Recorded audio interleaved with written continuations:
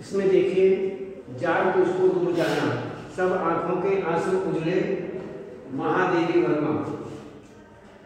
महादेवी वर्मा ये हैं, उनका ये लिखा हुआ है, उनकी रचना है। और सबसे पहले हम महादेवी वर्मा जी का जीवन परिचय देखते हैं और इस कविता का परिचय क्या है, इस कविता के अंदर क्या दिया हुआ है, क्या सार है, ये सब देखेंगे। इसमें सबसे पहले महादेवी वर्मा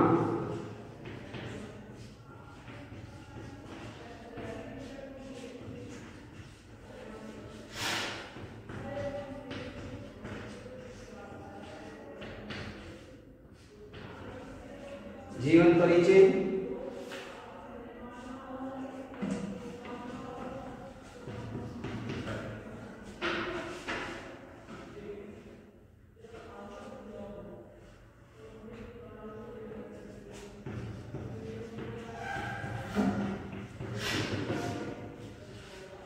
इनकी रचनाएं, भाषा शैली,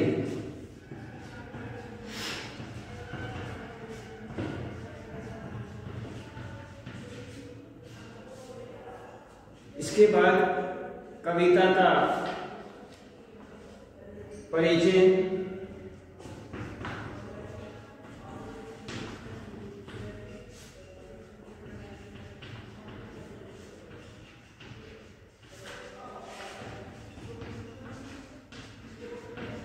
और कविता का सार।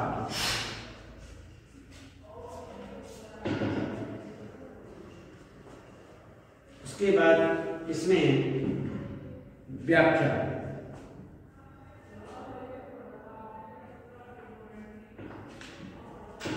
इसमें सबसे पहले देखते हैं कि महादेवी वर्मा जी का जो जीवन परिचय है वो किस प्रकार से है।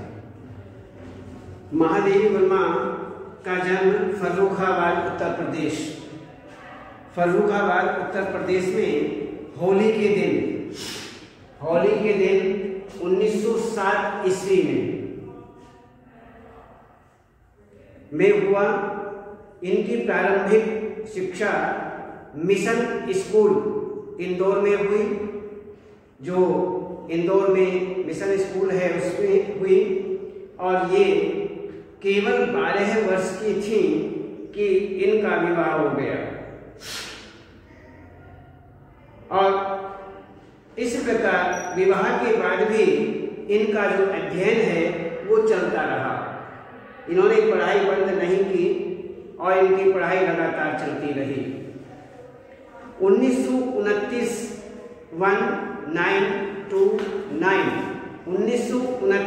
ईस्वी में इन्होंने बौद्ध धर्म की दीक्षा लेकर के और दीक्षा लेकर के भिक्षुणी बनना चाहती थी कि मैं भिक्षुणी का कार्य करूं, भिक्षुणी बन जाऊं, सन्यासिनी बन जाऊं। लेकिन क्या हुआ, किंतु वैसा नहीं करके महात्मा गांधी के संपर्क में आने पर ये समाज सेवा की ओर उन्मुख हो गए। इन्होंने ऐसा नहीं किया क्योंकि ये महात्मा गांधी जी के संपर्क में आई और उनके संपर्क में आने के बाद इन्होंने सेवा का काम किया। केवल सेवा के लिए ये उन्मुख हो गई, अर्थात उस रास्ते पर मुड़ गई। तो इसमें ये भिक्षुणी नहीं बनी, ऐसा इन्होंने किया। तो समाज सेवा की ओर इन्होंने कार्य किया। तो 1932 ईस्वी में इन्होंने 1932 ईस्वी में इन्होंने इलाहाबाद विश्वविद्यालय से संस्कृत में एमए की परीक्षा उत्तीर्ण की। संस्कृत में इन्होंने एमए किया और नारी समाज में शिक्षा प्रसार के उद्देश्य से प्रयाग महिला विद्यापीठ की स्थापना करके उसकी प्रधानाचार्य के रूप में यह कार्य करने लगी। तो ये प्रिंसिपल बन गई, प्रधानाचार्य बन गई और इन्होंने उस स्कूल में प्रधानाचार्य के पद पर कार्य किया। एक मासिक पत्रिका चांद का भी इन्होंने कुछ समय तक निःशुल्क संपादन किया। निःशुल्क कुछ लिया नहीं, केवल उसका संपादन किया।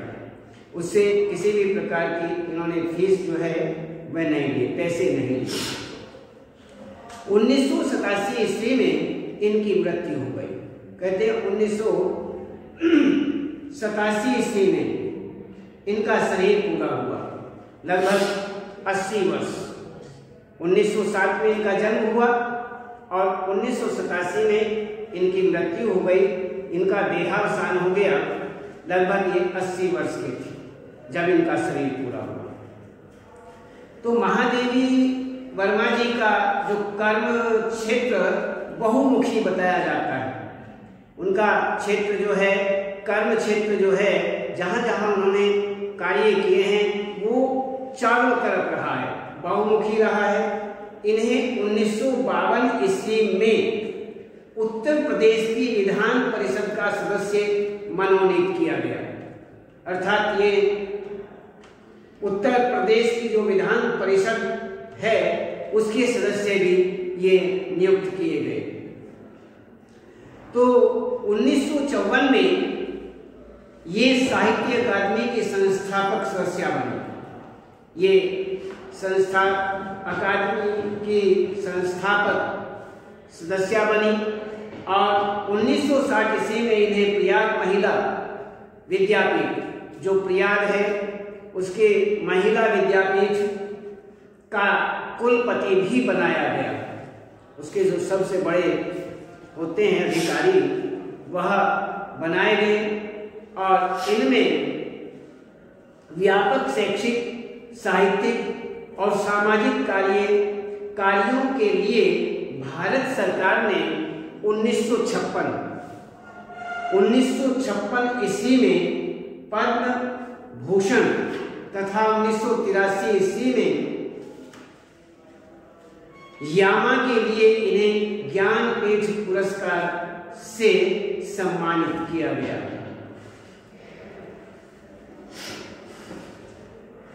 जब इन्हें उस समय इन्हें सम्मानित किया गया पद्म भूषण और ज्ञानपीठ पुरस्कार से। तो अलग अलग 56 में पद्म भूषण से और 1983 में ये ज्ञानपीठ पुरस्कार से इन्हें सम्मान दिया गया। और उत्तर प्रदेश हिंदी संस्थान ने भी इन्हें भारत भारती पुरस्कार से सम्मानित किया। साहित्य दर्शन, संगीत, चित्रकला, प्रकृति एवं पशु पक्षियों में इनकी गहरी रुचि थी। इस प्रकार इनका चारों तरफ से, अर्थात इनका जो कर्म क्षेत्र था वह बहुमुखी कर्म क्षेत्र था। इन्होंने चारों तरफ काम किए। तो रचनाएं यदि हम देखें कि इनकी रचनाएं निम्नलिखित बताई जाती हैं। काव्य संग्रह के आधार पर देखें, निहार, रश्मि, निर्जा, सांध्य गीत, यामा, दीपशिखा आदि इनके काव्य संग्रह हुए। संस्मरण, अतीत के चलचित्र, स्मृति की रेखाएं, पथ के साथी, मेरा परिवार, निबंध संग्रह, श्रृंखला की कड़ियां, क्षणगा, संकल्पिता, भारतीय संस्कृति के स्वर। भाषा शैली को यदि हम देखें कि इनकी भाषा शैली, महादेवी वर्मा के गीत अपने विशिष्ट रचनाओं के कारण और संगीतात्मा के कारण अत्यंत प्रभावपूर्ण हैं। तो इन्होंने इस प्रकार की रचना की और संगीतात्मा के कारण अत्यंत आकर्षक बताए जाते हैं। उनका बहुत अधिक प्रभाव है। उनमें लाक्षणिकता, चित्रमयता और बिंब धर्मिता पूर्ण रूप से है। जैसे कहे न ठंडी सांस में अब भूल वह जलती कहानी, आग हो उनमें तभी दृढ़ में सजेगा आज पानी।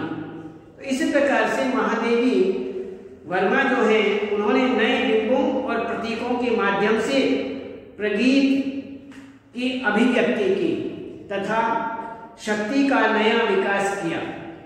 इनकी काव्य भाषा प्रायः तत्सम शब्दों से लक्षित मानी जाती है। इस प्रकार महादेवी जी जो हैं वो एक अंतर्मन की अनुभूतियों का बड़ा ही अंकन अत्यंत मार्मिकता से किया है। उन्होंने जो भी अंकन किया है, जो भी कार्य किया है, जो भी रचना की है, वो मर्म तक पहुंच करके की है। मार्मिकता का उसमें चित्रण है, मार्मिकता से किया है। इनकी जो भाषा है वो सधी हुई भाषा है। सधी मजी भाषा कहते हैं जो बिल्कुल शुद्ध भाषा हो। अच्छी भाषा जो होती है उस अच्छी भाषा को कहते हैं कि बहुत ही सधी हुई भाषा है, मजी हुई भाषा है। तो सधी मजी भाषा अर्थात बहुत ही शुद्ध भाषा, उसे शुद्ध भाषा कहते हैं। और उसमें बनावटीपन भी नहीं है। बातें बना करके बनावटीपन से बोलते हैं, ऐसा नहीं। इनकी भाषा सरल है और बनावटीपन से बहुत दूर है और सजी मजी है अर्थात बिल्कुल शुद्ध है। परिष्कृत भी शुद्ध को कहते हैं जिसमें कोई गलती नहीं होती है, जो बिल्कुल ठीक भाषा होती है। तो इस प्रकार से परिष्कृत भाषा इनकी भाषा है। तो कहते हैं इनकी भाषा कोमलता, मधुरता और तत्सम शब्दावली से युक्त है और परिमार्जित खड़ी बोली है, बिल्कुल शुद्ध खड़ी बोली कही जाती है। इनका शब्द चयन जो है बड़ा ही उपयुक्त है। ये जो शब्दों का चयन करती हैं वह बहुत ही अच्छा करती हैं, उपयुक्त करती हैं। इसमें प्रसाद एवं माधुर्य गुण संपन्न भाषा के माध्यम से कोमल अनुभूतियां साकार एवं सजीव होकर के इनके काव्य का श्रृंगार कर देती हैं। अर्थात इनका काव्य जो है उसका श्रृंगार करती हैं, उन्हें सजा देती हैं, उनमें और चार चांद लगा देते हैं। महादेवी जी के गीतों की जो मधुरता है सचमुच हृदय को आंदोलित करती है, आंदोलित करने वाली है, आनंद देने वाली है।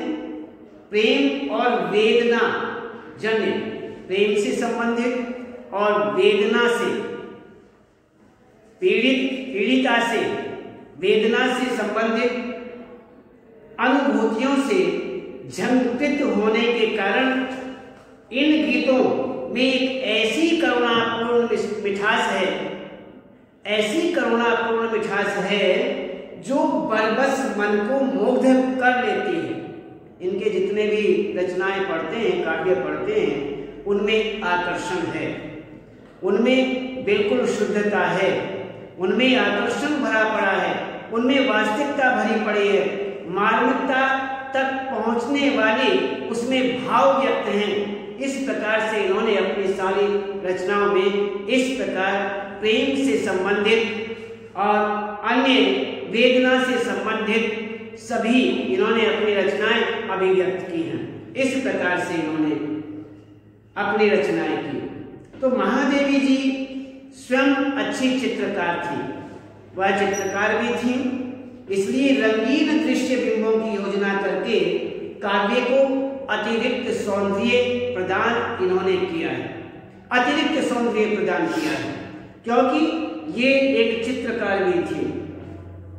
इस प्रकार से इनका भाषा शैली का विस्तार है और इसमें आचार्य रामचंद्र शुक्ल जो हैं वो इनके विषय में कहते हैं, क्या कहते हैं कि महादेवी जी की गीति कला के विषय में उन्होंने क्या लिखा है कि गीत लिखने में जैसी सफलता महादेवी जी को, ये गीत लिखती थी, इनके गीति का गीत थे, तो जैसी सफलता महादेवी जी को मिली वैसी और किसी को नहीं मिली। कहते हैं जैसी सफलता गीत लिखने में महादेवी जी को प्राप्त हुई है, मिली है, ऐसी अन्य और कवियों को नहीं मिली। न तो भाषा का ऐसा स्निग्ध और प्रांजल प्रवाह है और कहीं मिलता है, न हृदय की ऐसी भाव भंगिमा मिलती है, अर्थात ऐसा प्रवाह भी नहीं मिलता है। ऐसा वेदना जन्य अनुभूतियां भी उससे प्राप्त जो होती हैं वो अन्य नहीं मिलती हैं। ऐसा प्रेम अन्य नहीं मिलता है जैसी इनकी रचनाओं में मिलता है। तो जगह जगह ऐसी ढली हुई और अनूठी व्यंजना से इनकी कविताएं, इनकी रचनाएं भरी पड़ी हैं। पदावली मिलती है, इनके पद मिलते हैं कि हृदय स्वतः ही खिल उठता है। ये आचार्य रामचंद्र जी ने इनके विषय में, इनके काव्य के विषय में लिखा, इनकी बड़ाई करते हुए, विशेषता बताते हुए। तो ये हुई हमारी महादेवी वर्मा जी का जीवन परिचय, रचनाएं, भाषा शैली आदि। इसमें अब देखते हैं कि इस पाठ के अंतर्गत इसमें किस प्रकार से यहाँ पर ये कविता का परिचय अर्थात उन्होंने जो रचनाएं की हैं, इन रचनाओं में क्या कहना चाहती हैं। इस पाठ में महादेवी वर्मा द्वारा रचित 2 गीत हैं। 2 गीत यहां पर दिए हैं। पहला गीत स्वाधीनता आंदोलन की प्रेरणा से है। स्वाधीनता आंदोलन जो है उसकी प्रेरणा से रचित जागरण गीत कहा जाता है। वो जागरण गीत है, वो सभी को जगाना चाहते हैं, जागृत करना चाहते हैं। इसमें पथ में आने वाली जो भीषण से भीषण कठिनाइयां हैं, भीषण से भीषण कठिनाइयां, उन्हें उनकी चिंता न करते हुए आगे ही आगे बढ़ते जाने की इसमें प्रेरणा दी है कि कोई भी बाधा तुमने आ जाए लेकिन तुम कभी पीछे न रहना, आगे ही बढ़ते जाना। और कवित्री जो महादेवी वर्मा हैं, उन्होंने मनुष्य से कोमल बंधनों के आकर्षण से, जो मनुष्यों के कोमल बंधन हैं, रिश्ते, बंधन में रिश्ते, वो जो रिश्ते हैं वो बंधन है, उन्हें बंधन, कवित्री जो है उन्हें बंधन कहती है कि सामाजिक बंधन है, रिश्तों के बंधन हैं। उन बंधनों में न फंसते हुए, उन बंधनों को मुक्त होकर के, उन बंधनों के आकर्षण से मुक्त होकर के लक्ष्य की ओर निरंतर बढ़ने का इन्होंने आह्वान किया है कि तुम किसी भी बंधन में फंस करके आकर्षण में मत रहना, बस केवल आगे बढ़ते रहना, आपको रुकना नहीं है। तो मोह माया के बंधन में, मोह माया का जो जाल है, ये सामाजिक जाल है, रिश्तों का जो जाल है, इस बंधन में भी नहीं फंसना है। इस बंधन से जकड़े मनुष्यों को कवित्री जगा रही है और कवित्री इनको जगाने के लिए, जगाते समय कह रही हैं, जाग तुझको दूर जाना, अर्थात हे मनुष्य, हे मानव, तू जागृत अवस्था में आ जा, तुझे बहुत दूर जाना है। ये हुआ इसका एक गीत। दूसरा गीत है, इसमें बताया गया है कि सब आंखों के आंसू उजले। 2 यहाँ पर गीत दिए हैं और इसमें कहते हैं कि प्रकृति के उस स्वरूप की चर्चा की गई है, अर्थात प्रकृति का यहाँ पर वर्णन किया गया है, उसके रूप का, प्रकृति के रूप का वर्णन किया गया है जो सत्य है, जो सच्चा है और यथार्थ है, वास्तव में है, और जो लक्ष्य तक पहुंचने में मनुष्य की मदद भी करता है। तो इस प्रकार प्रकृति के इस परिवर्तनशील यथार्थ से जुड़ करके, परिवर्तनशील है तो परिवर्तनशील जो है यथार्थ से जुड़कर मनुष्य अपने सपनों को साकार करने की राहें चुन लेता है। तो राहें चुन लेता है। तो इसी प्रकार से केवल इसमें दूसरे गीत में ये कवित्री जो हैं महादेवी वर्मा इतना ही कहती है, सब आंखों के आंसू उजले। तो इस प्रकार से ये हुआ आपका यहाँ पर दूसरा, पहला और दूसरा गीत। तो इस तरह से आज केवल हम आपको इतना ही बता रहे हैं और फिर बताएंगे अगली बार।